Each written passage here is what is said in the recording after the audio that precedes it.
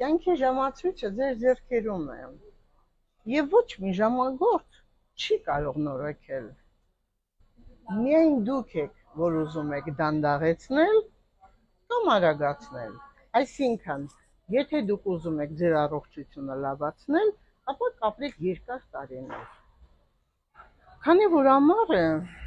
շատ շատերի մոտ խնդիր է առաջանում ծայր անդամների, երակները հոգնում են, որտեղ քաշի ավերցուկ կա, բարձր ջերմություն, հաճախակի նստած են կամ աշխատում են այնպիսի վայրերում, որ ոտքի վրա են։ Գալիս են տուն, ոտքերը այտուցված է, ցավային սինդրոմ, եւ կյանքի որակը ընկնում է, չեմ ասում, որ արդեն նաեւ դա ազդում է նաեւ սիրտանոթային համակարգի վրա։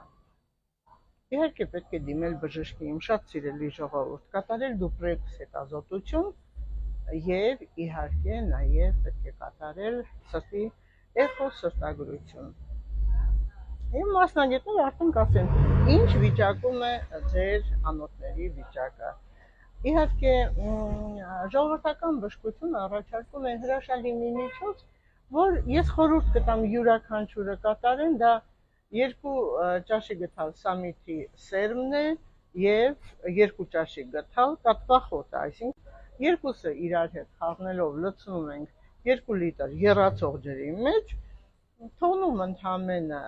25-30 րոպե, այնուհետև ավելացնում 2 թեյի գթալ մեղր, ընդ որում մեղր կարելի է ավելացնի այն մարդը, որը ունի շաքարային դիաբետ, իսկ ով որ ունի, ապա կամ 1 թեյի գթալ կամ ընդհանրապես չավելացնի։ Ես նախընտրում եմ չավելացնել։ Եվ բացի դա, դնում ենք այդ ամբողջ բաղադրությունը 2 լիտրը